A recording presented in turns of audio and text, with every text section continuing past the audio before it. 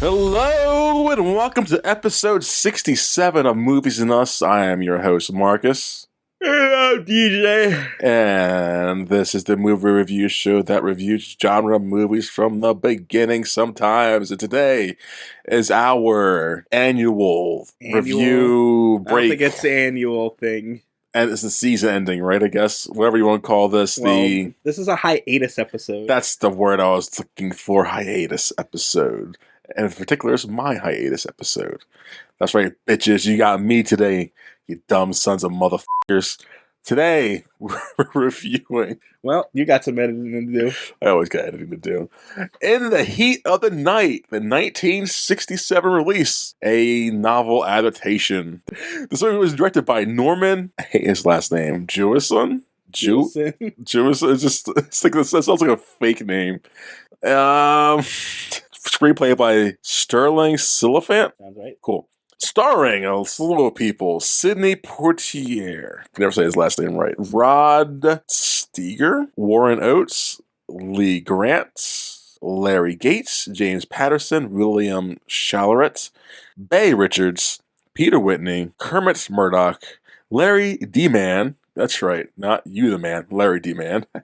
Matt Clark, Arthur Mallet, Fred Stewart, Quentin Dean, Scott Wilson, Timothy Scott, and William Watson, and some other people that are probably important. Alden Quick, Stewart Nespel, Kali Bezaliel, Peter Masterson, Jester Harrison, Phil Adams, Nikita Nat, Sam Reese, Anthony James, Clegg Hoyt, Ellen Oppenheimer, and Buzz Barton. Thank you, sir. What else? Music I'm gonna mention it's organized and conducted by Quincy Jones. That's something, guys. You should know who that is. This movie was released on August 2nd, 1967. It has a runtime of 110 minutes. That's an hour 50 for you people. The budget was $2 million, and it made a lot of money. It made $24.4 million. And I don't know what those numbers are adjusted, but since I brought a box office, we're going to do the box office of 1967. Yay. We're going to start at number 15 with Barefoot in the Park. Sound familiar, guys? Yeah, no, it's rom-com. But weirdly enough, there's a number 14. It's a movie called Casino Royale. That's listed as a comedy, TJ. It's apparently, that was like... Is it the James Bond? Yeah. Casino Royale? The first James Bond thing? Well, there's 3 of them, I think, now, including the one that was in 2000-something. This one, I think, has Orson Welles and all the other people as James Bonds. Oh, I don't know. I actually don't know of that one. I know of one that was like a TV special. Yeah, it could be that one. But I thought that was in the 50s. Oh, God, there was that one. Okay, it was that one, then this one, and then the 2000. Yeah, I actually don't know of this one. Oh, yeah? Well, if we ever get to the James Bond series we want to do, I cannot wait to watch that one. I started at 15 because at number 13 is In the Heat of the Night. At number 12, Camelot. At number 11, Thoroughly Modern Millie. God, number 10. I never heard of that one, and I'm assuming Camelot is King Arthur. Okay, number 10, The Born Losers. Number 9, To Sir with Love. No idea. But number 8, You Only Live Twice. Is there another James Bond movie? You Only Live Twice in what year was it? 1967? Yeah, it came out June 13th. 1967. It's by MGM. That's a James Bond movie, isn't it? You Only Live Twice. Not 1967. No, I don't think so. Or is it You Only Die something? You Only Die whatever. One of those is James Bond. You Only Live Twice is definitely not James Bond. 1967. I think it was only. I know Dr. No came out, and with Russia from Love, Diamonds Forever, and Her Majesty's Secret Service. Yeah, no, I don't think so. I don't think that's James Bond. Interesting. Number 7, Valley of the Dolls. At number 8, that's the 7. So number 6, The Dirty Dozen. At number 5, Bonnie and Clyde. At number 4, another Sidney Poitier movie called Guess Who's Coming to Dinner. Like, I've heard of the names of some of these. Like, obviously, I've heard of Bonnie and Clyde, but I've never seen that movie. Yeah, I've heard most of these movies, but I never got around to them because I'm lazy and these are old movies. At number 3 is one of the best movies ever made, apparently. It's Gone with the Wind. I'm never going to see that because it's just 3 hours long and no thank you. At number 2, The Jungle Book. Wait, the Disney Jungle Book? Walt Disney, The Jungle Book. Oh, well, okay. Yeah. That makes sense. At number 1. Disney's number 1. Still up there. Can you guess what number one is at 1967? 1967, have no idea. This movie is classified as a comedy. But it's not really a comedy. It's called The Graduate. You seen The Graduate? Dustin Hoffman? I might have, but probably not. No? It's good. I just was not a fan of the soundtrack because one of the soundtracks that uses the same artist. And so, it's like listening to a CD of theirs. It's like, if you're not a fan of that artist, you're not going to like the soundtrack. But other than that, it's a good movie. It's definitely worth the watch. I think I'm thinking of Fallen Down. Was that what that movie's called? Does that sound familiar? I think that's the one I'm thinking of. That's The Graduate. I confused with The Graduate. Really? Yeah, I think it's called Fallen Down. I don't know. The guy pretty much goes psycho. I think after losing his family. Falling Down? Fallen Down, I think it's called. Yeah, I don't know. I could be wrong. I don't know. Look that up, bro. The guy goes psycho after losing his family. I think. I don't know. 1993. Michael Douglas, Robert Duvall. I think. Yeah, I think that's actually. Who's the girl in The Graduate? I should know this. The Graduate. Like we're just looking at things. Okay.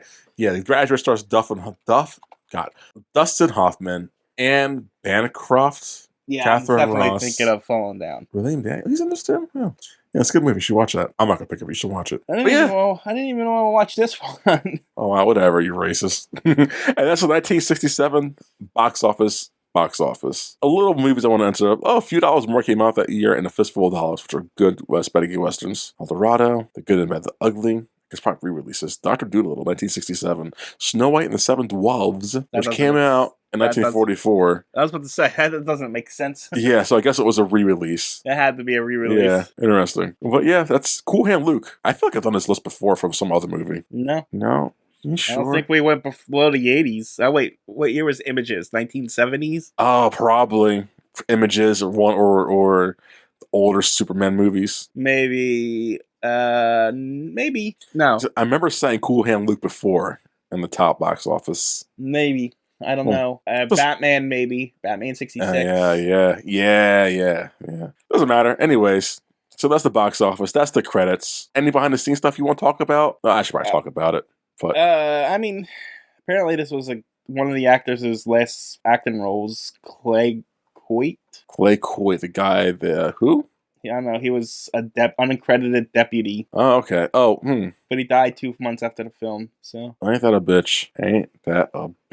This movie was, revolutionary because race issues and City for New Year is classic with that kind of stuff. What else? I do want to mention, I did notice this, that the movie talked about, the cinematographer for this movie helped light the movie proper for darker color skin, which wasn't a thing until this movie came out. And I noticed that. I appreciate that. That's awesome. Yeah, this is the first movie to properly film dark-skinned people. Yes. In the right lighting, essentially. Yeah. Also, this movie is a classic. Its quotes reached the top 100 quotes of AFI's list. This movie in general is the top 100 of AFI's last 100 years in cinema. I did hear the line, they call me Mr. Tibbs before. Yeah. But I always thought of it in a comedic standpoint because it sounds like a stupid line. Out of context, it is a stupid line, and Sidney Poitier, I feel overacts in his movies at this time, so he's overacting this thing in a good way though too. So I can see how this comes off comedic and dumb, if not in the right context. Even in the delivery and in the context of it, it was a little over the top. This is are you trying to make me laugh here? But at the same time, I got the context. We'll get to it, but I think he calls him the N-word. No, they call me Mr. Tibbs, you son of a white man bitch. Damn. Yeah, that's right. Yeah. Lay it down on him. No. Awards. Let's talk about some awards. This movie won... Too many awards. Too many, in your opinion? There's too many award shows. That's my opinion. Yes. The award shows are... Others say this movie didn't deserve it. I'm wow, geez, that's a hot take. No, yes. There's just too many things. No. Why is there an award show for the St. Geordie Awards or the Online Film and Television Association Awards, or because people like feeling the National Society of Film Critics Awards, the National Film Preservation Award, the Laurel speaking of that, this movie was nominated to be preserved because of how important it is and all that kind of stuff. So that's pretty cool, I feel. Well, stupid movies have been preserved. Wasn't Dark Knight preserved recently or some stupid? Oh, I hope not. I think it was preserved. And maybe because it's influential and shit like that. It shouldn't because it's a bad movie. But They usually pick old classics that are like on film that are going to die off. Yeah. They try to keep it alive. But go back to awards. Let's talk about the only awards that really matter. There's Academy Awards, TJ. This movie won Best What about Picture. the British Academy Film Awards? No one cares The, about the British are the best actors in the world, apparently, right? I mean, yeah, in our dumb eyes, I guess that's true, right? Oh man, I mean, he sounds pretty American. It sounds awesome. When somebody says, actor, and they say they're classically trained, Oh, that's yeah. a big deal, right? Classically trained for Broadway, like whatever, bro. I studied at Juilliard and wherever I was overseas. I don't know what. I hate awards. They're stupid. So what? You won an award. How many great movies in the past who deserved awards didn't win it because of this stupid time period? Well, I think awards are especially dumb for art because it's art. Like you can't say, "Oh, it's the best art thing ever." It's subjective. You can't say that. Like, and I'm gonna, get a little controversial here, but I think this movie won awards because of the state of the world at that time. You could remake this movie now, I feel, and it still would have some relevance. It would definitely have a relevance, but this movie feels like Oscar bait. Not Oscar bait, civil rights activist movie. Yes. Yeah, it is. It is. I totally agree. It won things and it got the accolades it did because of what it did at the time. And it didn't do the things it did in a revolutionary deep. It's not even like a deep thought movie. It's like very. Oh no, we'll get into. I have a lot of problems with this movie. Oh, interesting. But I got time. At the time, it was probably like, oh, this is different because it's always something else. Yeah, and that's what I'm having trouble. Yeah, same. Disassociating from. Yes. Because by this time, of course, we've seen so many more other things that are just better storytelling. It's just, and we probably have seen the stories done in different ways, and just more so. So, like, trying to associate for a 1967 movie, which was 60 years ago. Yeah, it's a big difference. It's hard to disassociate what they thought as revolutionary, and nowadays, would seem like almost insulting. You know, like this story could be like in a 30-second commercial. Like, got it. We got the story. We got the gist. For Coca-Cola or something. Like, equal rights, yeah. I'm not trying to knock its message or anything, no. but it definitely feels like, ooh, let's make an activist movie. Yeah. Yeah, racism bad guys, am I right? Like, duh. But again, pictures. They portray it bad on both sides, though. They do, which I thought was interesting. I'll give them that. Like that's a kind of a fresh take, I guess. But we'll get into it when you start reviewing it. But. Yeah. So Academy Awards, real quick. This won Best Picture. This was nominated for Best Director, but didn't get Best Director. Got Best Actor for. Not the black guy, for Rod Steiger, of course. Which he wasn't that good in it. Like I liked the cast in this movie. I did like the acting in it, but like no one stood out to me as best actor in material. Not even Sydney. So I was like surprised that he got it. Rod Steiger. I was like, oh, okay. That's why I was like, this film feels like an activist movie, and like it felt like the Academy Awards was just doing it because they had to. Which is what the Academy Awards do. It's award shows, man. They suck. Some people care about them. That's what I'm saying. This movie also won. Where's it at? Best screenplay based on material from another medium, because it's adapted screenplay, it's adapted book. Best film editing, best sounds, and I think that's all it won for best in the Academy Awards. This movie was based off a book. This movie was successful enough to spawn off 2 sequels called They Call Me Mr. Tibbs and The Organization, and also a TV show later on.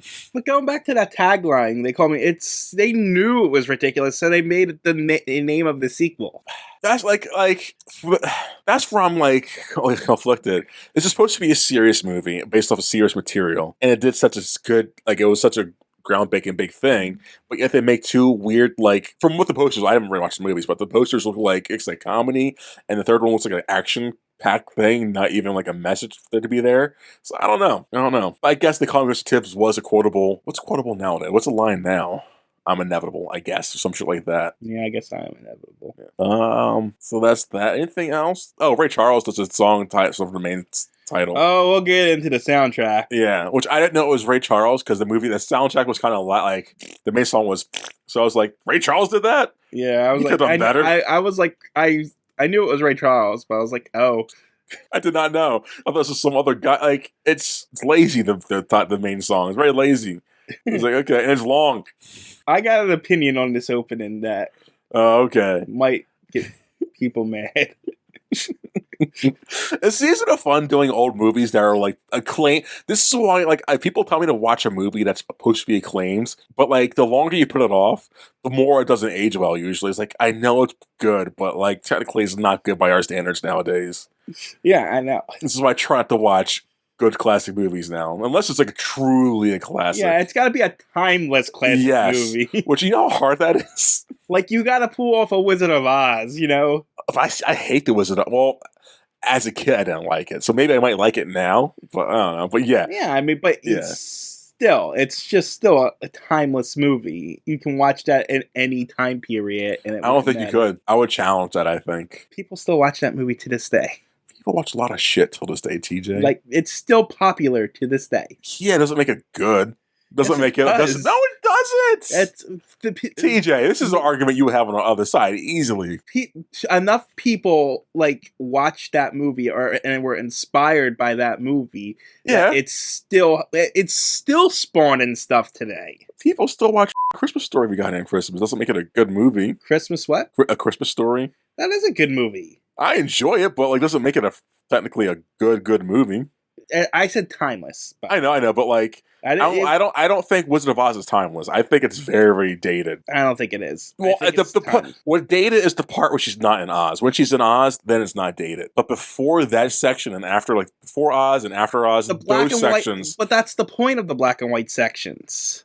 I know. But the black and white sections are there to accentuate the fantasy elements of it. Yes. But I still feel it's dated. Well, from a, like, what's the word I'm looking about for, like, the way it looks is dated. Sure. Like, the technology is dated. If you know what I'm saying. Yeah. Like, but, like, the overall depiction of it isn't dated. It's like adapting any classic fairy tale. Yeah, I think those aren't dated because there's no message that's a social current message to be had. Well, there's not just that. It's besides the black and white sections of the movie, it doesn't feel like a time period because it's not. That's what I'm saying. Yeah. But they're also not doing like a message. Like there's no like Munchkin power messages or some shit like that. Well, no, because it's not an activist movie. It's just a fucking movie. So like to do an activist movie, it's got to be timed. It's got to be. Exactly. Whatever. Because an activist movie is dependent on that movement at that time. Yes. Which yeah. And true. Those movements come back around because we suck as a species and we never figure anything out. But still. That's fun. I was talking about some person I kid I work with about that, like how society just I have the ideal society, like society is like could be good, but we as a species is not there and will never be there, I don't think. Well, that's whatever. Anyways. Also, let's go back to rewards real quick. I was wondering if they shafted Portier on Best Actor award for this. But no, he won one before this in 1963 in a movie called Lilies of the Field. So just putting that out there. They didn't shaft him because he's black. Maybe they did still. Who the knows? But yeah. I mean, you want to bet the majority of the board of the Academy Awards were white guys? I can bet you there's still a majority of white guys. Yeah, that's my whole point. Yeah. Anything else? For behind the scenes stuff? No. I'm curious how you're going to tackle this review. That's what I'm curious about. I'm not going to... Yesterday while watching it, I wanted to bring up the N-word a lot. They said the N-word a lot in this movie, guys, because, South shit. This movie's based in Sparta, Mississippi? Right? Mississippi? Yes. And during racial issue time period in America, and the South is bad at race issues, if you're not from America, so, 1960s... 1961 was the Civil Rights Act? Yeah, and this happens. So we're still implementing it at this time period. Yes. Sidney Poitier is black. He goes into a white backwards town. And, race shit. That's the big driving force of this whole movie. So a lot of N-words in the movie. I won't be saying any, probably not. What else was going to bring up? Character names. There's a lot of character names. I'm going to tell them when we get to them. Besides that, I guess we can jump into the movie. Yeah. Okay, let's do this. So, we start in space, guys. Okay, we start off a train moving around. Moving around. Is it moving around its tracks? Is that what it's moving around? No, I was waiting for you to say something. Oh, This movie's long. That's one thing we'll say right now off the bat. This movie was not even an hour 50. There's a lot of shit I saw. Like, this could be easily an hour 20. You're like, cool. Because there's a lot of just sitting around. Yeah. And for what it's not, like, it should be like a deep, introspective movie, but it's not. And that's all, like... They hold on shots way too long. They do. And, like, not even, like, it's not even that pretty of a movie to hold on to. It's not like Lord of the Rings or anything. We're gonna come up to a part where they show the police officer's full route. Yeah. His whole drive from the frickin' diner to the house, which we'll get into a little later story-wise, up until the point where we come into the point of the movie. Yes. And the whole scene takes like 10 minutes, and it's like, this is going on forever. And it would be fine if that whole route had purpose in the story, which it kind of does, but not to the extent of what they showed you. No. He only makes 2 stops over that worth mentioning. The rest of the route, like, why are we seeing all this? But whatever, sure, build up character, I guess. But yeah, before we get to that, there's a train coming into town to Sparta from somewhere else. And is it from? I don't think they did say where he comes from. He was coming from visiting his mother. Yeah, but we don't know from what. I guess somewhere down south. They did say where, because when they the cops picked him up, he said he got on a train and he was waiting for the 405 out to the next thing. Yeah. I don't remember where he was actually coming from, though. I had that in my notes, actually. Not important. But yeah, Sydney's on the train. This is the train, apparently. He's coming into Sparta. And music's playing up this other top. And it's the opening credits. When we get to... All right, now... Yeah, I was waiting for you to do your thing. Opening credits. The song is terrible. It's awful. It's awful. And this whole opening felt like a sitcom. Are we moving on up here? Yeah.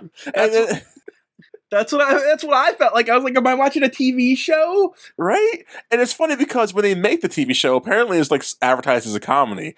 But this material is not comedic. No, not at all. So this is like, but like, it's weird. Like, there's no identity crisis in the movie, but the guess is like, just very like, I guess they didn't want to make it too depressing of a movie. Right, no, but like, when you told me we're doing this movie, and I was just looking at the keywords in the plot synopsis, and I saw words like statutory rape, backstreet abortionist, and abortion. I was like, oh, this is going to be a movie. Yes. And it wasn't really. No.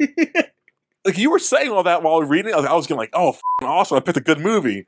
And I'm watching, like, where's the rape shit at? Where's the abortion stuff at? Like, oh, that's third act stuff. Okay. Like, damn. I feel like they missed a whole thing here. But anyway, so yeah. So, Portier gets off the train, sits in this train station. We don't see him yet till later. Anyways, we get to a diner, guys. And at the diner, we have the guy who works at the diner. His name is Sam. That's the cop. What the fuck's the guy's? Harvey, I think, right? No, Harvey was the first guy that was arrested. God damn it, teacher. No, it's Harvey, right? No, Harvey's the first guy that got arrested. The first guy that they... Ralph? Ralph, maybe. It's one of those names. Anthony G... hold on. I'm on IMDb. Don't have his name for some... You'd think they would have that character listed. I don't know. I see who it is. I just don't see a picture of it. God damn it. I'm pretty sure his name's Ralph. Anyways, it's the murderer, guys. I'll cut that out. Well, I mean, no, you might have spoilers, and this guy's the murderer. But for a murder mystery, there were no clues leading us to this guy was the murderer. He's just an established... The only clue they give you is that he's in the movie. Yeah, is that by rule of thumb, if the character's in the movie, the murderer is always someone in the movie. Oh, well, obviously. But in a good movie. Some bad movies will put the person out of nowhere. But yeah, there's no hints that he's the guy until it's revealed. Until it's revealed. There was no clues leading that he was him. In fact, the clues pointed to different people altogether. Yes, that makes sense. And it's like, wait, this guy's the murderer? Why? Since when? What? You know why? Because we got you. Isn't that clever of us? Yeah, it sure felt that way. It's because bad writing. Like, see, you never expected him. Because you never told me to expect this guy. There was nothing leading up to him. But this point is, though, he's not a likable character, so I can believe that he would have done it, but you showed me nothing that showed that he was anything but a jerk guy at a diner. He wasn't even that big of a jerk, though, to me. Like, he wasn't, outlandishly, when he refused to serve kids. Oh, but see, like, again, I guess to our other argument, like, it's the South, and he's a white guy. Of course he's gonna be like that. It's most of the characters in this movie. Well, that's one of the problems I have with this movie. All of the racists in the movie are cartoon characters. But that's the majority of Hollywood movies. Sadly. I know, but I'm not defending racists by anything, but they're not cartoon characters. Yeah, they have levels usually. Well, not anymore, TJ. Well, they're not cartoon characters. They're usually disgusting people, but they're not like, oh, you were, what like this movie did. Well, maybe back then it was different. Maybe it was that open and cartoonish. Did you live in the South or in the 1960s? It's been watered down a lot, but I can again. I just feel like all the racist people in here should have at least had a little more menace to them than they did. Oh, you mean like cartoonish as in like they were just cartoony, like not they weren't evil, they were just that's my whole point. They're they're bumbling. Okay. I can't take on this guy. Yeah. This movie was very good and PG.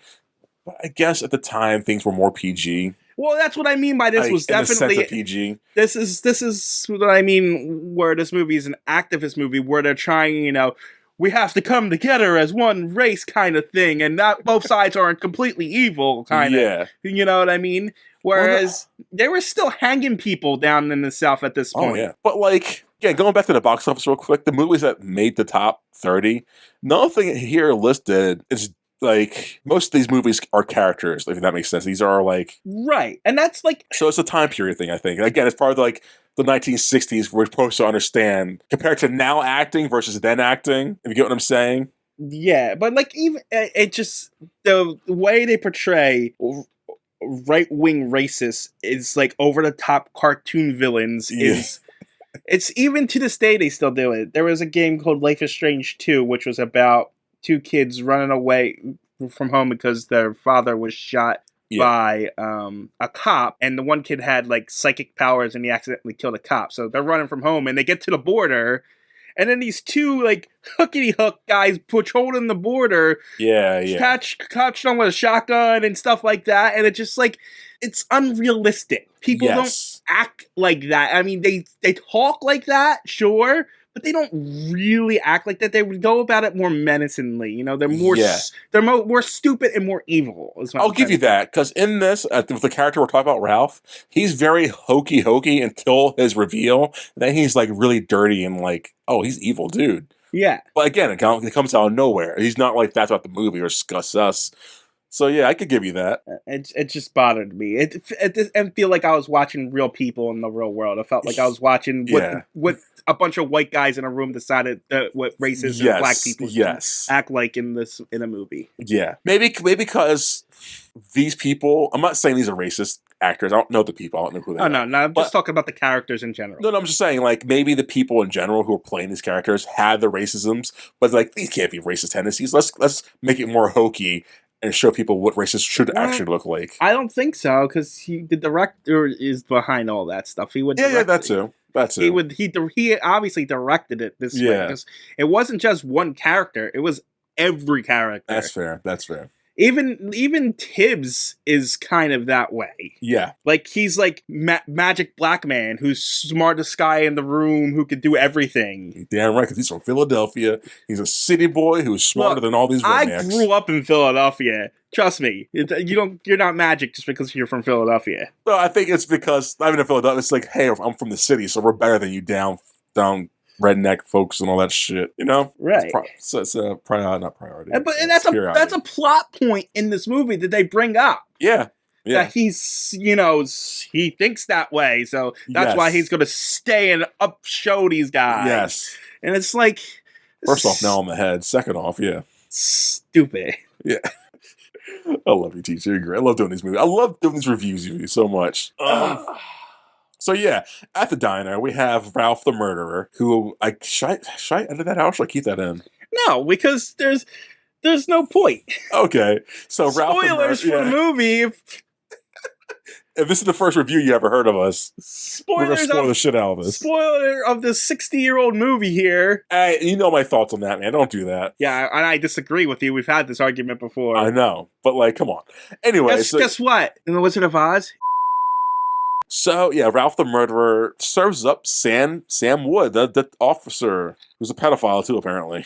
Anyways, they're both pedophiles. They're both pedophiles. That's cool. What? Well, is he now? They both. No, because it wasn't Ralph's. It wasn't the cop's kid. It was Ralph's. Yeah, they're both pedophiles. But doesn't Ralph? He didn't actually sleep with her now.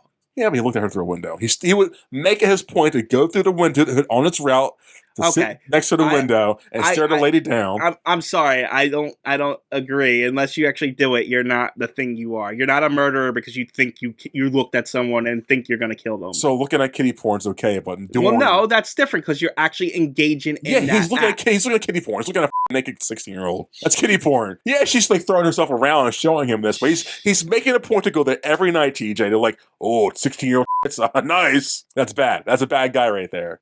I don't know. It's the way it's portrayed. It's weird, but the way that the movie portrayed it, and they made him think that he slept with the 16-year-old girl, but he didn't. Yes, you know what I mean. Well, my point is, he's not going to go in jail for looking into that mirror, that window. No, there's different levels to it. The guy who did it, who did the sex thing, is worse than the guy who's going there. But he's still bad for going there on his route every night. I'm not saying he's not a terrible person for it, but I'm just saying it's not like he committed a crime. That's gotta be a crime, right?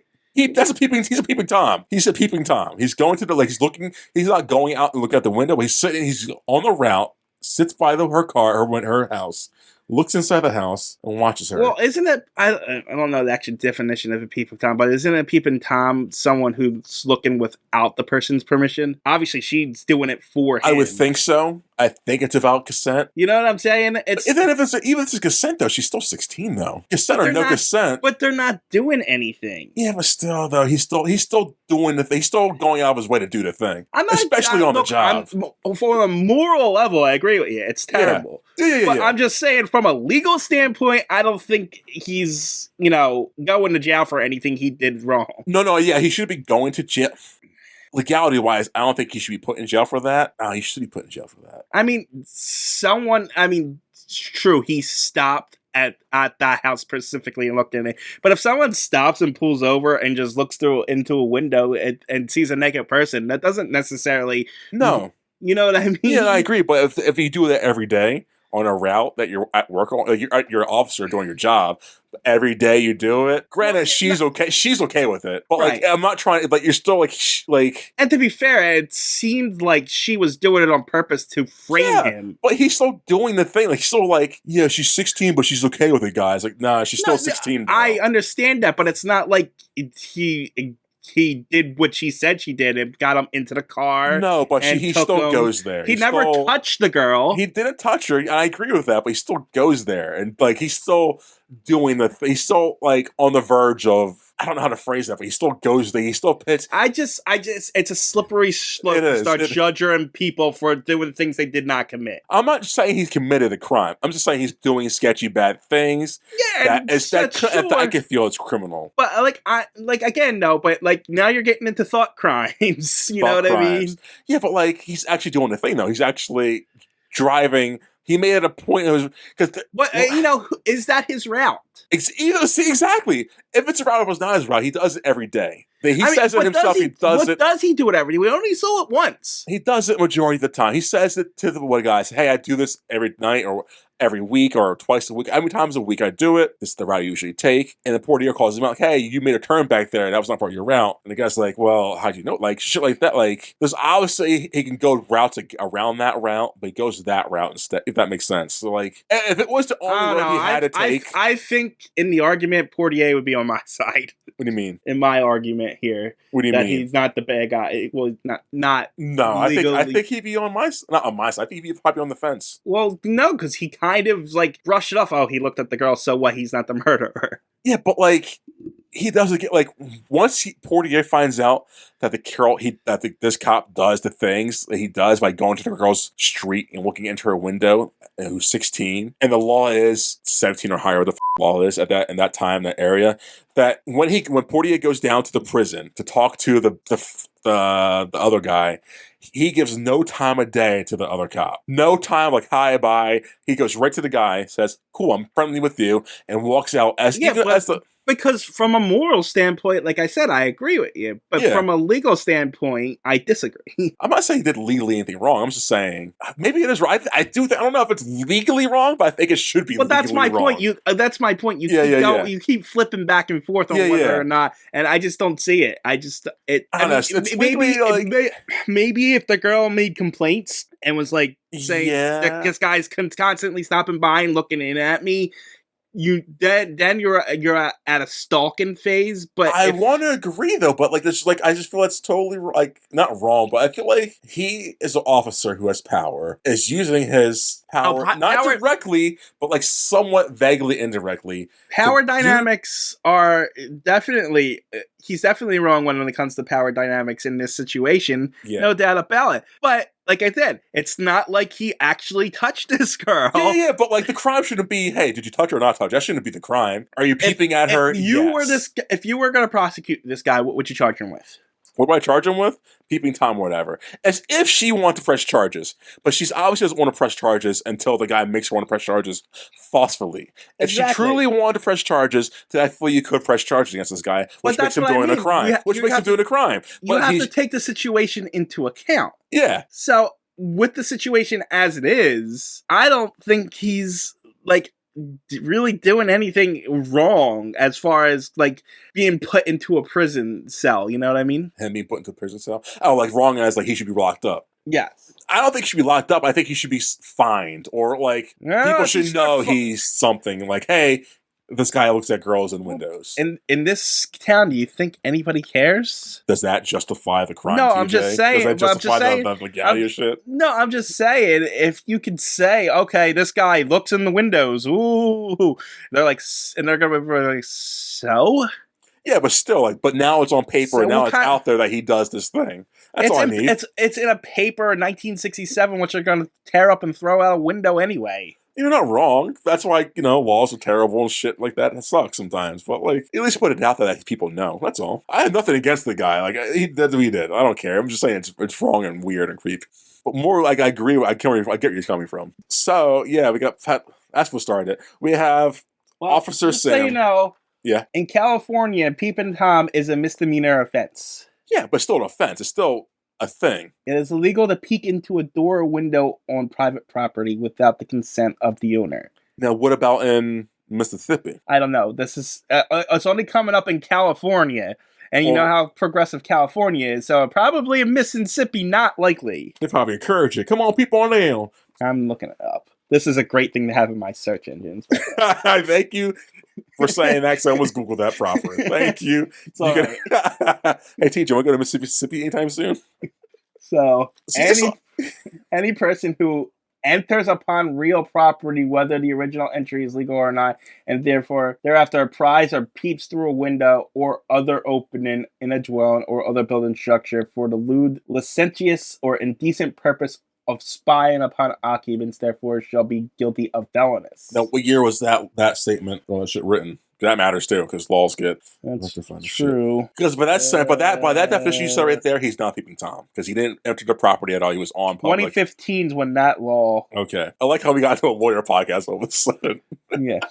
So. Because what you're saying, I get where you're coming from. I agree with everything you're saying. I just feel there should be some kind of, not punishment, but some kind of like slap on the wrist of like, hey man, don't do that. That's kind of creepy. That's all. I don't think you should be like hung by the neck and locked up or shit like that. Mr. Tibbs, Gillespie, Sam Wood, Colbert, Endicott, Purdy, Schubert, Calabay.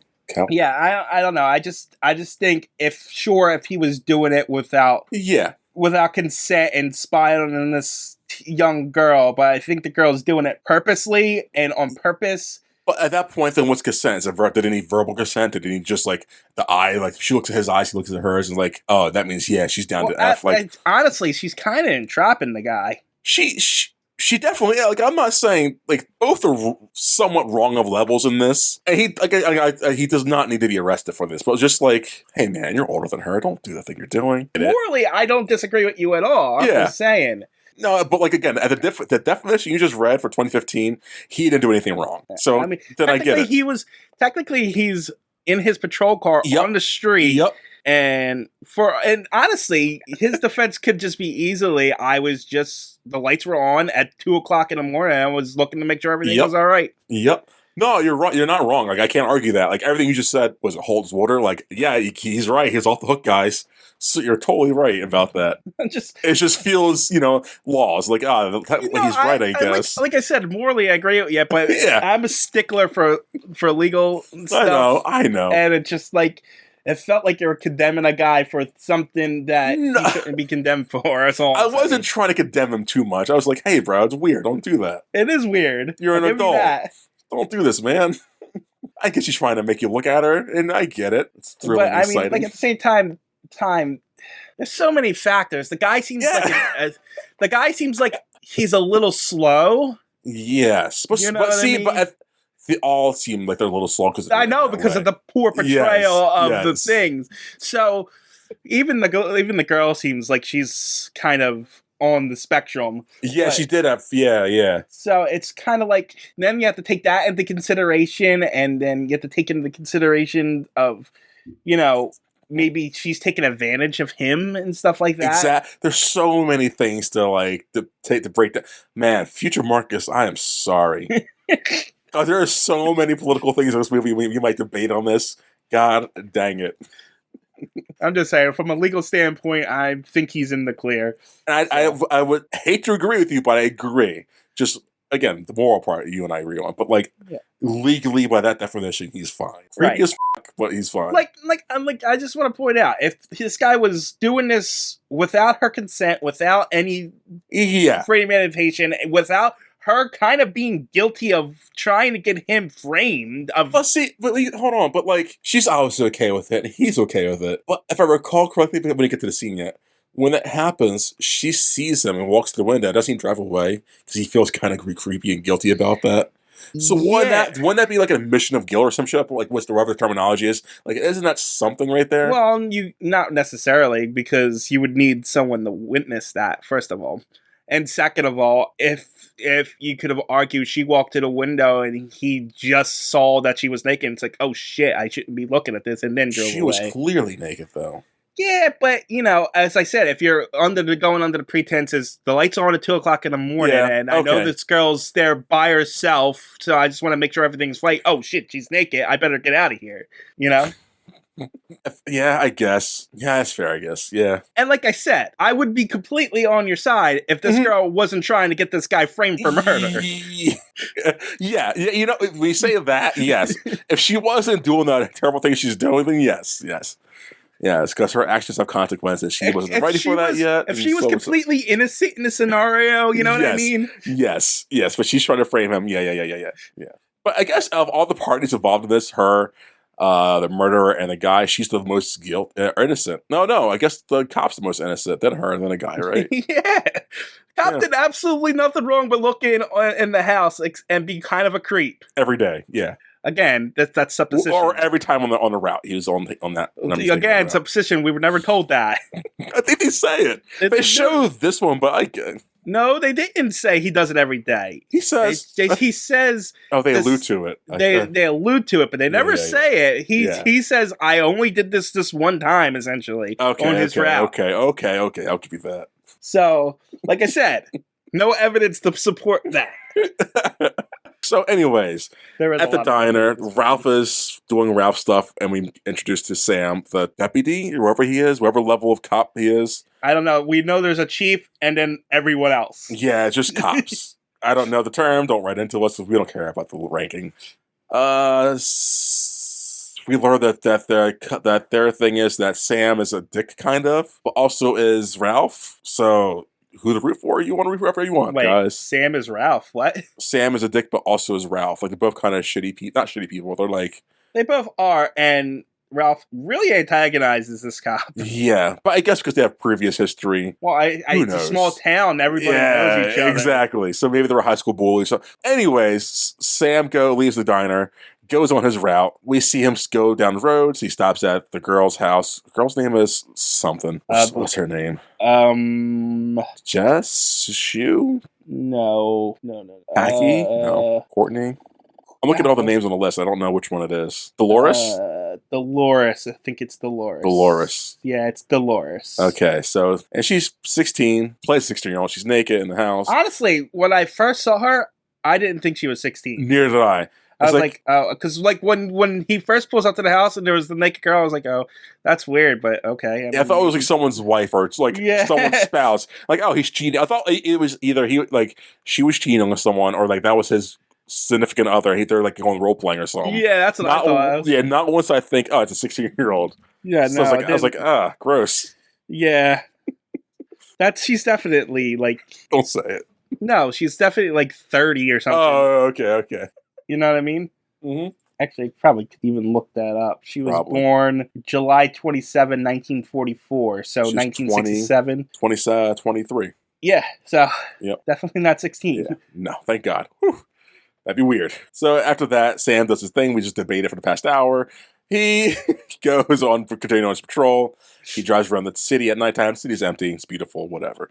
He comes across... Small, that's for sure. It's small. He comes across a dead body. Oh no. He examines it. Blood out the ears. He radios back to the whatever. Hey guys, got a dead body. And then flash forward to there's the whole team like investigators there. Yeah, And we're introduced to a photographer. What's the up? bumbling crew of cops that we have here. It's a small town in the South. Unprofessional. Not really taking it serious enough, I guess. Rod Steiger, that's his name, right? Yeah. Rob Steiger is the Bill chief. Giuseppe. Yeah, Bill Giuseppe. He's the other co-star in this, essentially, the main character. Yes, he plays opposite of Sydney in the movie. Why does he chew like that? Thank you. Okay, I thought it was just me because I hate chewing gum, but I didn't want to bring it up because, like, am I weird for this? He chews very like aggressively and fast and like open mouth, like yeah.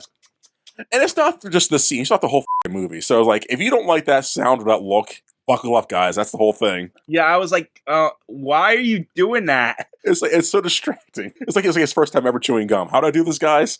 Put it in your mouth and just go up and down. Like that. So yeah, it's him and some other characters we kind of don't care about. And during the sequence, let me pull my notes up. We learned that there's no ID on the dead person. That the person is they figure out who he is because he's a famous guy. He's the guy, what's his name? He's the rich guy that came in town that's building the factory. Yeah, bringing in more jobs and shit. Colbert. Colbert. Yeah, Mr. Colbert. He's a rich man. No ID. His body was identified to be dead within that past hour. His wallet was stolen. Yeah, his wallet was stolen. And so the sheriff says, hey guys, go find any suspicious people at the stations or whatever people would be at this time. Well, go check both sides of town for hitchhikers. Hitchhikers, that's it. Yeah, check the closed pool hall. Yep. And I guess the bus station or train station. Which is, I get this train station, but the pool hall's weird. Yeah, the pool hall is weird. I guess that's the only thing in town. Yeah, because that's the only thing I ever mentioned again, yeah. So yeah, Sam, the cop we met earlier, goes looking, and he comes across Virgil, played by Sydney, at the train station waiting for his train to come back and get him. And I had to Google, Miranda rights weren't a thing yet. Oh, I didn't even think about that. I just saw, black guy in the South. Of course, this is how it goes down. Yeah, it bothered the shit. Like, is no one gonna read rights in this movie? Like, the Miranda rights came out within that year, like 1966, 1967. Okay, it didn't even occur to me because I saw where this movie was. And I was like, it makes sense. Racist white guy arrests black guy trying to get out of town. Which is what happens. The cop comes in, like, "Hey, boy, spread your arms. You're under arrest. Get back in that car." And that's it. And Sydney does say a line for a few minutes. And the cop's all proud of himself, brings Sydney into the sheriff's department, to the police department, where we meet some more people. They don't matter. And the sheriff, Sam brings Virgil to the sheriff. The sheriff does the sheriff's thing. Sydney shows the sheriff, "Hey, here's my ID. I'm a cop in Philadelphia." The sheriff's like, "Oh, well, shit. Did he even ask you these questions?" Sydney's like, "No. Because your cops suck here. You guys are down south. You guys are idiots. I'm trying to get out of here now." Well, no, it's more like you guys are racist and I want to get out of here. Yeah. I can. Yes, like you guys are just white racist trash. That's the whole dynamic throughout the whole movie. So as Sydney is waiting, the sheriff calls Sydney's captain, whatever that term is. Yeah, his captain in Philadelphia. Yeah. And on the phone call, the captain tells the sheriff who Sydney is. But also, Sydney is a world-class #1 murder investigator detective guy. Well, he's at least Philadelphia's #1 homicide detective. Yes, homicide detective. And so the sheriff, or the Sydney's boss, says, "Hey, you guys can borrow Sydney for a minute if you guys need help deciding or figuring out who did the murder." And the sheriff's like, "Cool, I'll take that." The sheriff asks Sydney, "Hey." Well, actually, he says, "No, I'm not doing that." No, Sydney says no. No, when he's talking to the captain, the chief's like, "Nah, we got it under control. It's fine." And then he's escorting him out, and he's like, thinks about it, and he's like, "You want to look at this body before me?" Oh, is that how that worked out? Yeah. Okay. He's always objecting to using them, but then it's just like, well, he probably knows how to do this more than I do. Which I liked, but I wish at least one point in the movie, since it was his hometown, they would have gave him some kind of like he knows what he's doing kind of thing. But not at once they never give him that kind of point. Well, I don't think he needed that in this because he is out of his depth. That's why he needs. He is for sure, but like tips. But like, and I think he does come through on a few occasions to save. Oh yeah, to save Virgil, and I think that's a better indication of his character than him being able to solve some kind of part of this crime that in a town that doesn't really get crime because it's just a corrupt town. That's fair. That's fair, I guess. So after that phone call happens, they go to the dead body. Sidney examines the dead Colbert. The mortician's there, not happy that the black man's doing the job really well. And as Sidney's doing the examination, he sees that rigor mortis set in way before the time that the doctor said and the guy died. And this is what I mean by magic black guy. He just knows everything. I need this. Well, at this point, I think it's not because he's magic, because he's just more well. He's seen, like you said, hundreds of dead bodies. But he's doing the job of the mortician. Yes. Like, that's my point. He's doing the job that he would normally have help with in the city. You know what I mean? He's not doing the autopsies and stuff in Philadelphia. He's just solving the crimes. Fair, but I guess he knows enough that like he knows that's when what rigor mortis. He knows everything. Yeah, secondhand knowledge about the homicide thing, and just unrealistic. He's a super cop, essentially. I think it's not that unrealistic. More so than the guys here, because is it the first dead body they've had in years? Well, or no, like I'm sure, and that's the point, that these guys are stupid, and he knows. I don't think they're stupid. I just think they're just not properly vetted and trained for this because they don't get this often. Right. No, I understand that, but like, is he really taking temperatures of corpses' brains and stuff to find out when they died, or does he have a person back in Philadelphia that does it for him, a proper mortician? He probably does, but he probably has had this conversation so many times with that guy. He knows what to look out for just in case. Granted, he does send evidence out to the guy there, right? So he knows just enough about the thing. It's just the way he was like looking at the guy's fingernails and feeling the hand. Yeah, because he knows rigor mortis, like he was saying. The brain stops here, so that's when it gets cold. So the cold starts from the brain and works its way down to the toes. So at this point, by the time rigor mortis hits the toes, it's been X amount of hours. Right now, the rigor mortis has gotten down to the guy's thighs. So that's give or take how many hours there. That's what he knows, base level. Yeah, but he also asked for, like... the chemicals, yeah. For everything that the mortician would need, you know what I mean? I'll give you that point, yeah, because I wouldn't know all this shit. Like, right. I know just enough car stuff because of all the things people have said to me, but he told me how to change the engine. Right, now, that's what I was trying to get at. Okay. It's like he was asking for an entire kit of things to do a full autopsy, and it's like, it's hard to believe. I'll give you that. So while this is happening, he's getting no respect from the guys, from the doctor and mortician. But the sheriff's on his way out because the sheriff's got a call to a runaway because they find a suspect. So the sheriff, when leaves, like, hey guys, give that man respect. So I'm guessing the dogs got the scent of Colbert from his wallet, and that's why they're chasing this guy. That makes sense. They don't mention that. I didn't understand why they were chasing him. Neither did I. So, but that's the conclusion I came to. That makes a lot of sense. I thought they just saw some random guy running. Like, we got him. They made a point to show us the dog like 4 times. So I was like, I guess they're following Colbert's scent from the wallet, and he's got the wallet, the guy that's running, so... That's a lot of sense. The first suspect is Harvey. Yeah. Harvey. Played with Scott Wilson. If you guys know who Scott Wilson, he was the guy in The Walking Dead who plays Herschel.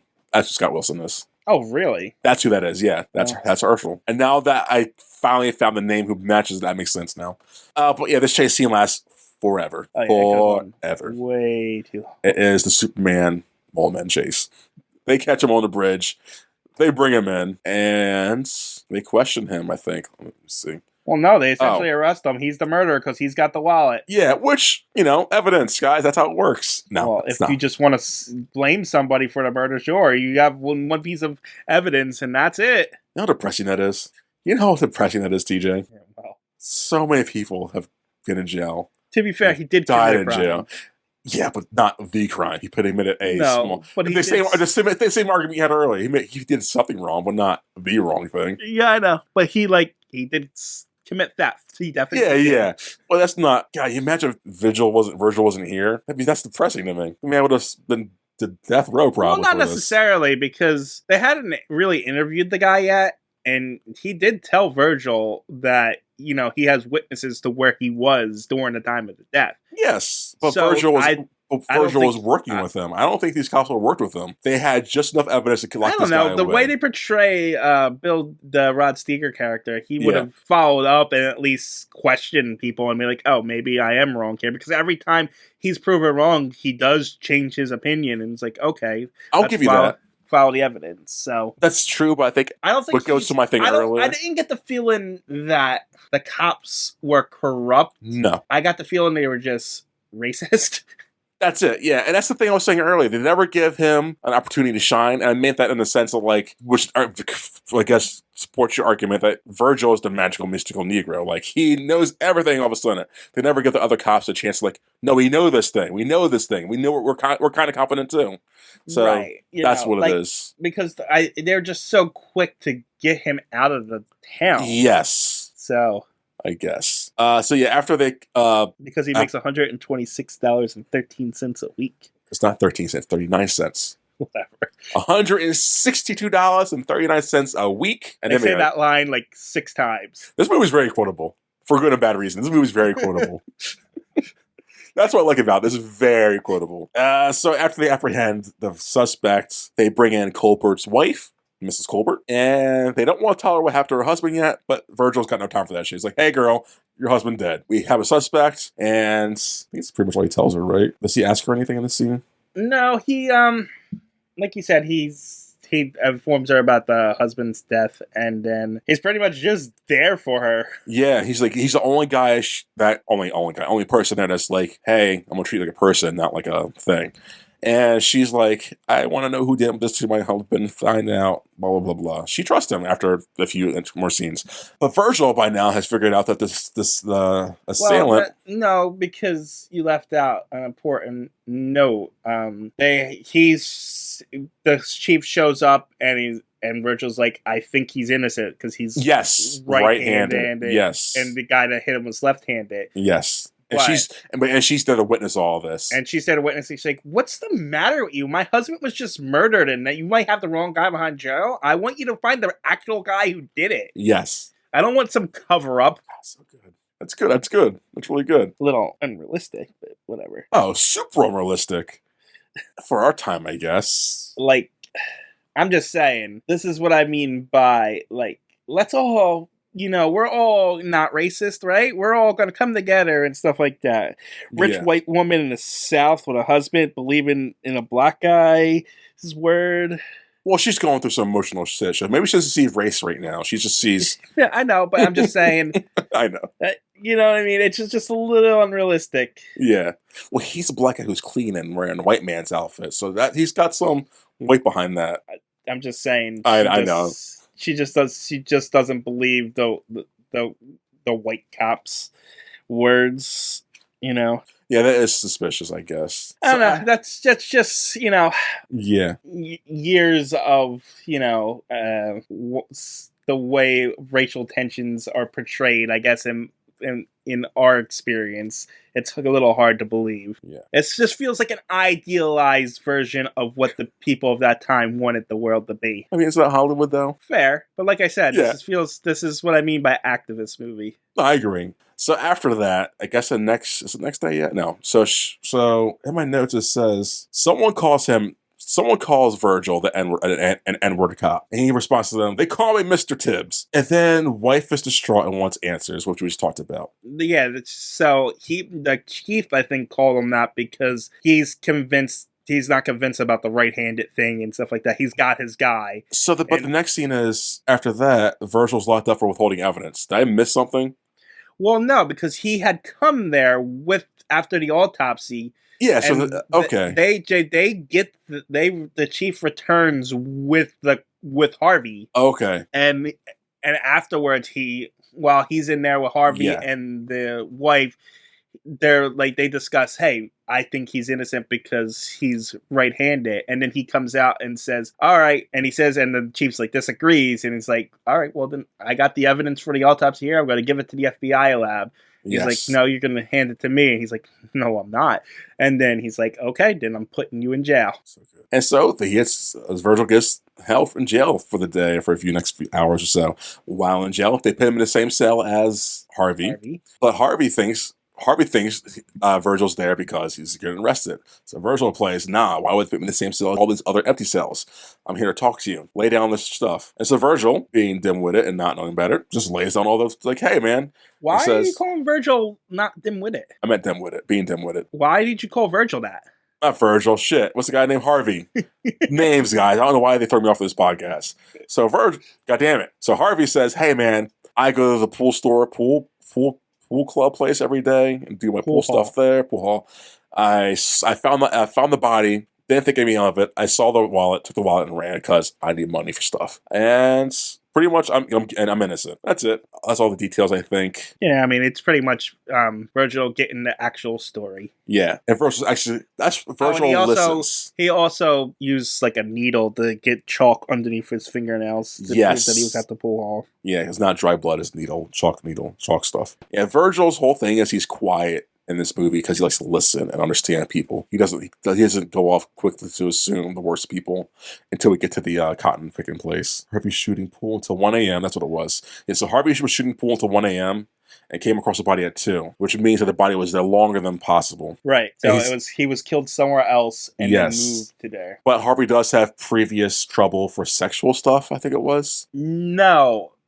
He took a prostitute to a deserted place, and she was stripping. And before they could do anything, cop ran out and arrested him. Because he didn't do anything, they had to let him go.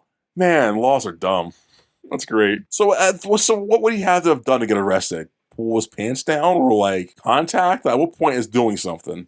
Well, at that point, if it's prostitution, an exchange of money has to happen. Exchange of money. Yeah, or at least verbal agreement, at least for. Oh, okay. You know what I mean? Like at least an exchange in that way. Yeah. That can be proven that they were going to do that for that. That makes sense, like verbal contracts. If a woman's just stripping for somebody without any exchange of cash or verbal word or anything, it's not prostitution, it's consensual. You could probably get the girl in a decent exposure if you want, but if it's an undercover cop, it doesn't matter at that point. But she wasn't an undercover cop. It was a cop in the bushes that ran out, he said. Let people have sex. Who cares about prostitution? Who cares? Just legalize it, guys. It's just prudish, backwards, religious country. I know. It's just like, let people have sex. Who gives a f? So when Chief goes let the victim out, Virgil comes to the conclusion that the guy wasn't killed there. The body was put there after X amount of hours. He makes Virgil sign a false arrest. Yes. Bullshit. And Virgil just does it. I was surprised. Yeah, same. But I guess he wanted to move on, I guess, with the story. The movie had the movie at that point. Yeah. But guess who's on the phone, guys? It's the mayor. Because the mayor that's in this 3 scenes. Yeah, he's like, hey, big guy got killed.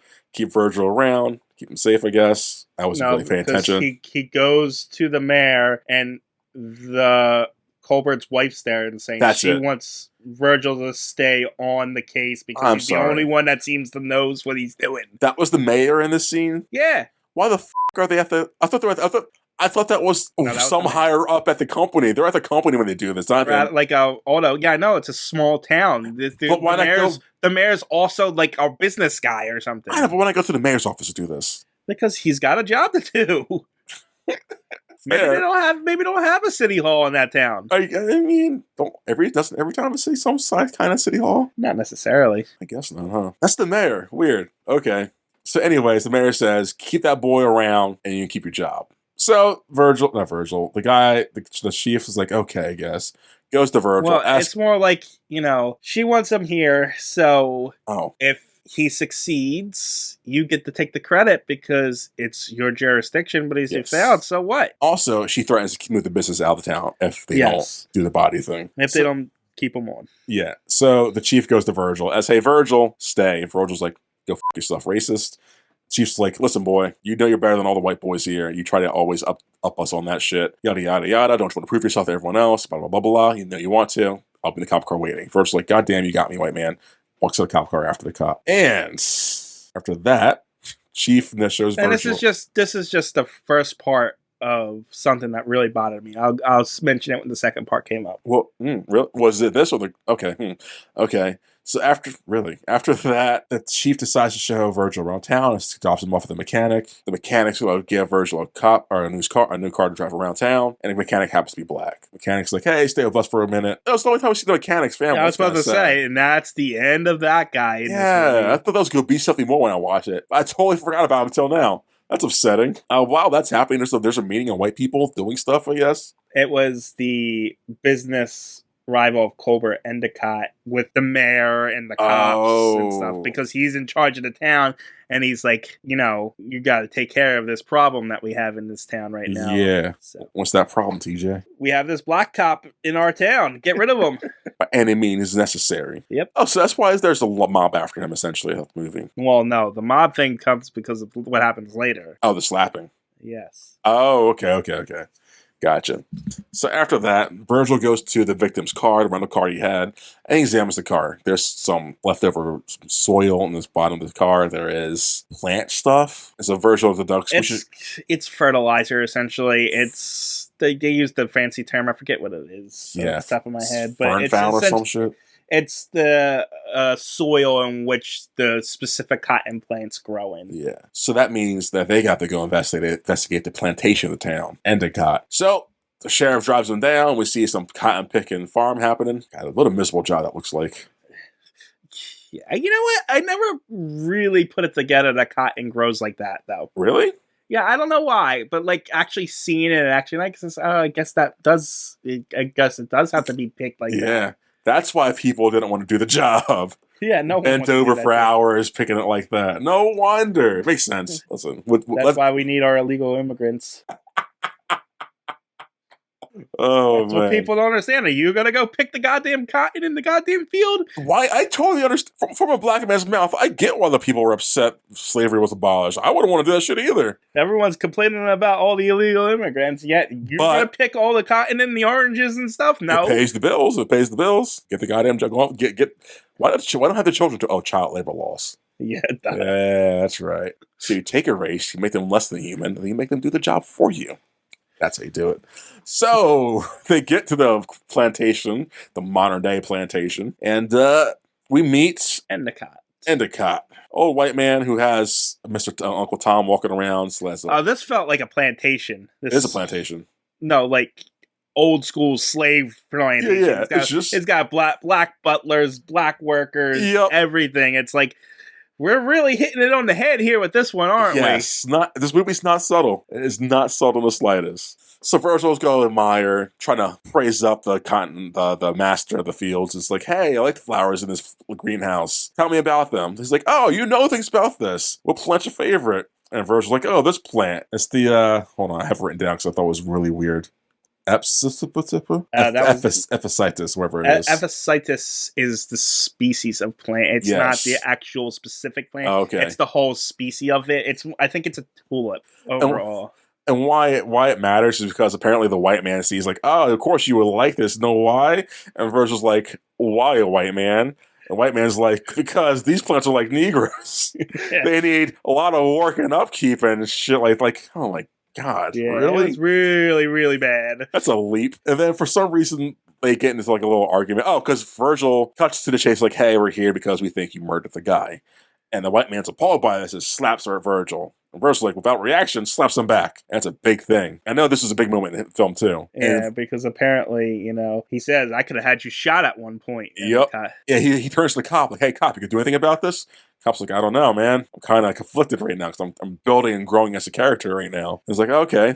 And so, yeah, they leave. They don't get anything from the scene, do they, after that? Well, no, this is the start of all the white mobs and stuff like that Oh, because he okay. slapped them. Yeah. Yeah, so, you know. So, yeah, they go back to the cop car, and the cop's like, hey, man, what was that about? Virgil's like, keep the white man down. You know, it's their fault. And that's when the cop says, you're just like everyone else. You're no better And than us. this is what really bothers me. The whole, see, black people are racist too. Yeah, It's we're like, all bad. you know, but it goes against the entire point of the freaking movie at this point. Yeah. You know what I mean? Like, they started to build it up earlier with him being arrogant and wanting to take down the head white guy, and he's only doing this because he's racist against white people and stuff like that. And the whole point is for, you know, and that's what I mean.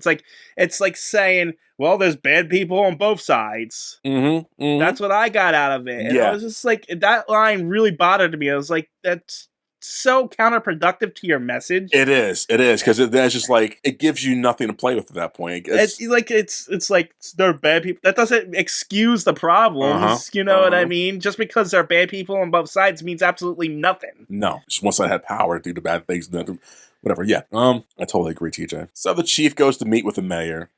And yeah, it's just really, it's really hard for me to preach, considering, you know, hey man, preach. I'm a white guy and preaching on, you know, black rights and stuff like that and everything like that. But it's not as a black man, I'll let you do this. You're fine. Oh, thanks. But you have my like, approval. But it's not even like, I'm not even doing it because of the black rights thing. Even if it's just because of the context of the movie that I'm arguing in this way. But like, even if it was a Hispanic guy to a black guy, or a black guy to an Asian guy, or something like that, my point would still be the same. Yeah, it's just like, it's stupid, and their message is counterproductive, and it's too on the nose in a lot of spots, and I feel it actually does a little bit of a disservice to what they're trying to do, and that's why I say activist movie. Yes, and that falls into like, that's why everyone's such a character. No one's really a human here. This isn't a deep thought movie. It's like, it shows you what it's trying to do. Right, and you know what? Yeah? Like, this movie is only held up on its topics. Yes. Because as a movie itself, it's kind of boring. It is. That's like you said earlier, it's just drawn out too. And so like, the detective shit's not really there, and not like, you don't feel like you're doing anything in the movie. You're just, no, it's just like, I don't really care about who killed this guy. I don't even know who this guy is. I'm supposed to care about the town. Why? Exactly. You've shown me, but this town is nothing but scumbags. Why would I care about this town? Yeah, there's no one really likable because of the no-name black people that might get jobs in it. It's like, yeah, it's like, who do we root for in this movie, guys? It's just, there's no investment into really anything. Like, it's held up based on its topics and the racial tensions in the movie. And when they made this, because they made it at that time period, right? Perfect time to make this. And it's like, at the same time, it's like, even the racial tensions, when it's supposed to be like intense, it's like, it's an activist movie. There's no way you're gonna let these white guys beat up this one black guy. I wish they would have at one point. That would have been like, I know, damn. that would have gave the movie some stakes, but without it, there are no stakes. Yeah, this movie is very watered down. It's very PG. It's very. I think I'm not asking for like to see them get hung and like some blood and gore. Like, no, just some gravity to this. Stuff. There's no substance to it. No, it's like there's a lot of like, hey, keep doing this thing. Something's gonna happen, but it never happens. Yeah. It's like, hey, I'm telling you, man. You know what? I'm gonna jump to the end real quick because it's like, it builds up to something and then the movie just stops. Yes. Yeah. It's like, because like, wait, it's over? There's 2 minutes left in the movie? What? Because the first 2 acts are so drawn out that when we get to the third act, it's so rush and very like it's like, here's the murder, movie's over, bye, I'm going home now. It's like, what? What? Yeah. I felt the same thing, like, huh? We just found who murderers. Now the guy's dead. Like, what's going on? Oh, credits rolling. Okay. And there's so many plot holes and plot lines that were like, so many questions that need to be answered. Like, oh, Virgil's gone. Like, no, I need so much more. Yeah, I thought the same thing in third act. That's where it really falls apart. Like, oh man. But anyways, back to the act we're in. The cop meets the sheriff the sheriff meets the mayor again after the slaps happen. And the mayor's like, listen, man, that ain't cool. get your shit together, get the boy out as soon as quickly, but keep him alive to get this thing done with, etc., etc., etc. The old sheriff would have killed him and claimed self-defense. You're going soft on us, you might lose your job too. A lot of bad news for the sheriff. So after all that, we see Virgil becoming hunted down by racists, because I've seen this scene so many times in movies. Yeah. The white guys in the car with the Confederate flag license plate, chasing down the single black guy in the car. Pick any Steven Spielberg movie, pick any of these big movies, it's happened so many times. You would think if this happened so much, all the black guys would just travel in gangs of groups, No, because gangs of black people scary, TJ, and bad. Oh, I forgot. And black on black crime happened that way, and it's bad. So these racists corner Virgil in the warehouse, and they start to attack Virgil in a cartoonish, are we gonna get you, buddy? And the cop gets there. It felt like Grease. Oh, no, not Grease.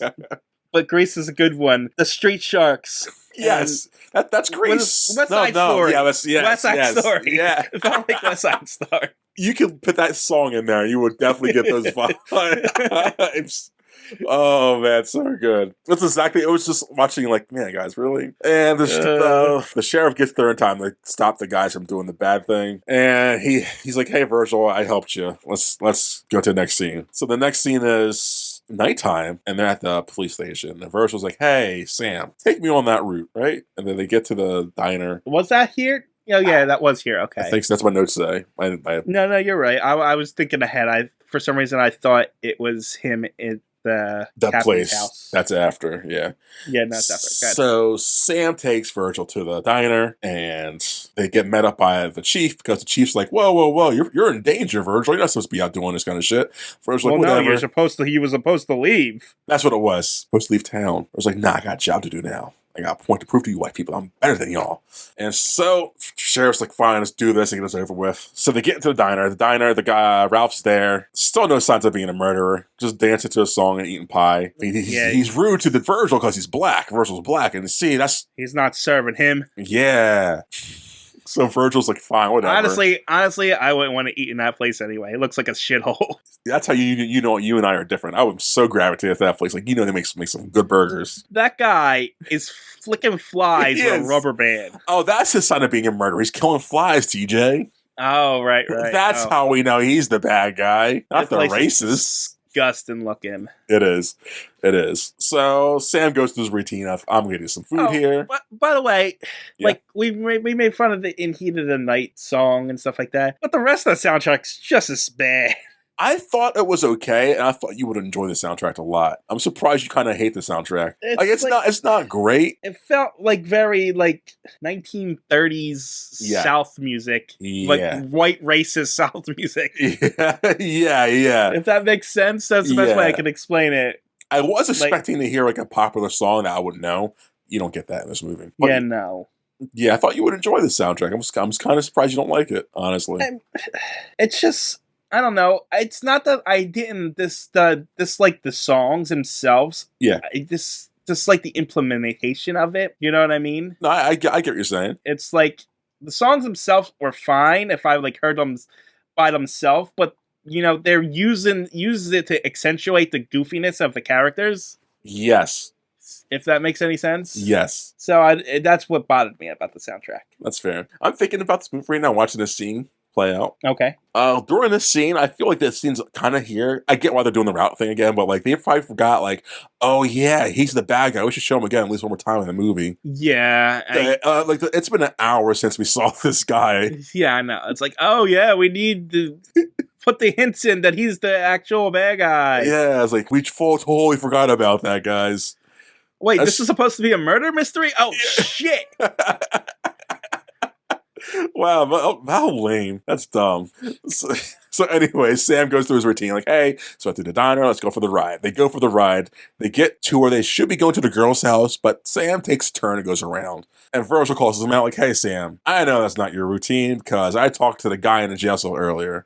Sam's like, whoa, I'm gonna get defensive now. Hey, cop. Hey, sheriff. Do I have to do what this boy says? And for some reason, Virgil's like, whatever, get me out. I'm gonna walk home now in the dark while being hunted by racists. That's not a good move, Virgil. That's the last thing you should do right now. I think it was the point was, moral outrage that he. I know, but It- no, don't walk around at night by yourself, Virgil. You're the only black guy they're looking for right now. You're wearing a nice suit they wear every day. Don't do this, man. But no, nothing comes of that. But the cop, we got a shot at the cop's face, the sheriff's face. He's like, I'm suspicious of you, Sam. So next day, the cop goes to the bank and looks up Sam's records and like, did he take out any money? Bank teller. Bank teller's like, I'm because you forgot to mention that old. he caught him in a lie. Yeah. That's what caused the suspicion. Yes. Yeah. Sorry. Virgil caught Sam in a lie, changing his route and stuff like that. Yes. Which made the chief suspicious of what was happening. Yes. So the chief goes to the bank. So the bank's like, yeah, Virgil or Sam took out money for a lot of money. 600, I think, or was it 300? 600. He won $600 in like coin flipping or something stupid like that. Yeah. For some reason, there's a lot of money. Some reason that made him look more suspicious. Yes. That didn't seem believable. What made you think he actually was behind it, but he's not. Yeah. So it was a red herring kind of thing. This whole movie, I didn't even think Sam was the bad guy. I thought it would be the sheriff who was the bad guy. Because we don't follow the bad guy at all. So it's got to be the sheriff, right? Like, no. But yeah, Sam. Honestly, I never gave one thought of who the bad guy was. No, and I only gave a thought because I had to give a thought. I was like, I'm normally the type of guy that figures out the mystery in like 30 seconds. You know what I mean? Like, because it's so predictable a lot of the time. But this time, this time around, I just didn't care. That's the thing. They don't give you. They don't really give you reason to care. Yeah. And I was actually not interested in who was behind it. I was more interested in seeing how he was going to get out of this town than I was him figuring out the mystery. No, weirdly, I totally agree. I was the same way. Like, how is this going to resolve in that aspect? How is this? Who done it? Because this movie was going on for a while at this point, and nothing seemed to be wrapping up. And I was just like... That's like yes.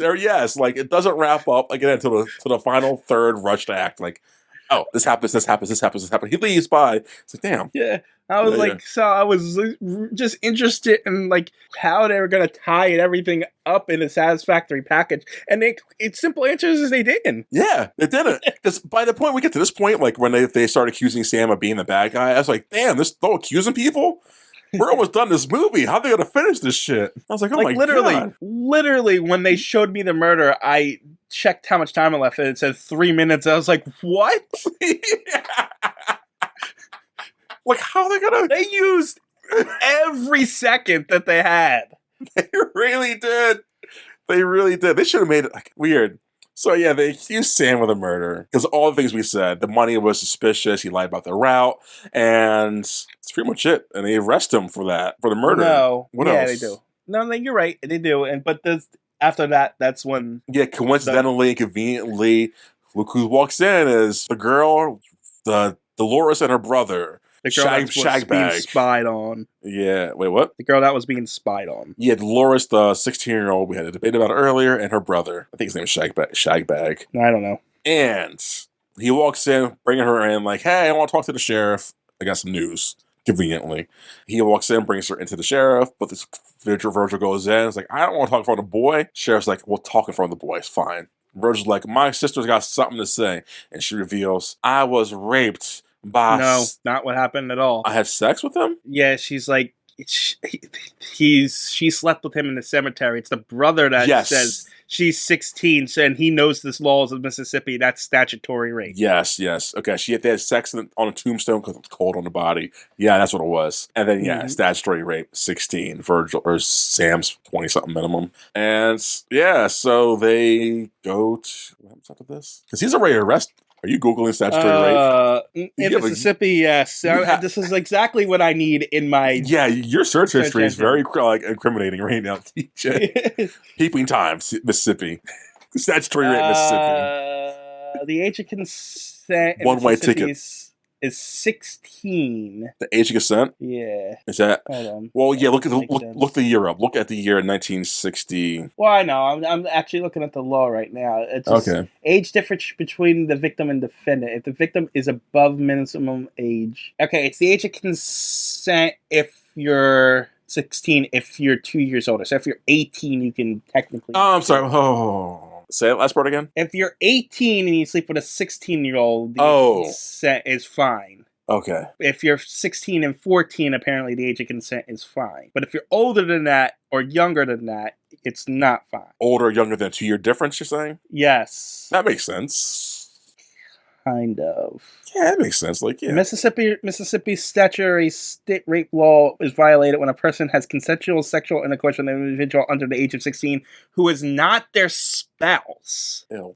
So apparently you can marry a 16-year-old in Mississippi. I don't need to know that. Yeah. But you're right. I should type in 1960. What are we in? 7? And guess the time this movie takes place? When was the book released? That's the question. Still 16-year-old. Okay. The age of consent was 16. Apparently, it was 14 in Hawaii. Did you know Hawaii wasn't a state during World War II? Yeah, no, it became a state in 1959, I think. Yeah. Yep. All right. Anyway. So that's the age of consent, guys. If you want to look more into that. Well, it's important for this movie. No. I'll with you. I know. I know it's important. Trust me, I don't think you would normally Google age consent in Mississippi. No, I'm not going to Mississippi. That's terrible. Don't go there. That's Whoa. miserable. No, don't isolate our viewers in Mississippi. We love you, Mississippi. I guess it's better than Florida, that's for sure. Yeah, Florida off. Anyways, the 16-year-old claims that Sam, I just said this, had sex with her. Statutory rape's claimed by her brother. Arrests Sam. Virgil hears this, runs out the room. Goes to Harvey, like, hey, Harvey, questions about money, pool hall, and abortions. Harvey answers the shit, kind of. He says, go here for more information. He says, hurry up. The third act's in a rush. The movie's almost over. Virgil's like, got it. Walks past Sam, says, you're a weird pervert. Well, essentially, he goes there and asks him, where would a rich person get an abortion? Yeah, I'm sorry, yeah. But then, for some reason, Virgil has time to go to the company's site, where the building in the warehouse. He was figuring out the sounds and the wood and all the shit. The last piece of the puzzle, essentially, because you skipped over the part where he discovered the soil in the car. In the car, yeah. I said that. Well, I didn't hear that part. Anyway. You don't pay attention to me. So he's there to figure out, he pretty much found the murder scene. Yes. And the cop was, the chief was like, there's no way. But Virgil says, if Sam was the murderer, how would he drive 2 cars? And the cop's like, you're right, Virgil. Come to my house tonight so we can drink together. I can tell you my life story if I'm a sad man. Yeah, we need to get my backstory in before this movie. Yeah. Right? And it'd be likable somehow. Have you seen Jaws yet, Sam? Or Virgil's really good. We have this scene too. I don't think Jaws was out at this time. It wasn't. I had to Google it. It's about the same period though. It was like the same scene where they're in the boat comparing scars and their life. Like, that's what it reminded me of. And it didn't trigger my memory until, like, before this happens, you see the cars look for Virgil. You kind of hear the Jaws theme there, dun, dun, dun, dun. Was doing a more, like, hillbilly way. Like, this is Jaws right now I'm watching. This is weird. So, yeah, the hillbillies... You know what's funny about that Jaws theme? Yeah. If you take, one of those iconic scenes with Jaws, right, where he's just under the water and viewing him, he's not attacking anybody, and you're playing that music, it's, tense and something. If you play, like, happy music over that, different feel. Completely different feel. That's if you look at it mute without the music, yes, you don't get scared at all. It's like, oh, it's a shark. Well, it's funny for that. And if you play happy music, it's cute shark. Yeah, he's just watching people play and frolic. No, that's actually a film thing, actually, where you take 2 clips that could mean something, any 2 vague clips, play a certain sound in them, it can convey so many different emotions. It's very funny and fascinating. Love you for bringing that up, TJ. So yeah, like so just keep in mind, Jaws isn't what's scary. You're not scared of the shark. You're scared of the music stings. Yeah, you really are. I shouldn't be humming that. Might get striked. So Virgil goes to the company site. Sam's going to drive 2 cars. Blah blah blah. Virgil and Sheriff spend the night together. Okay.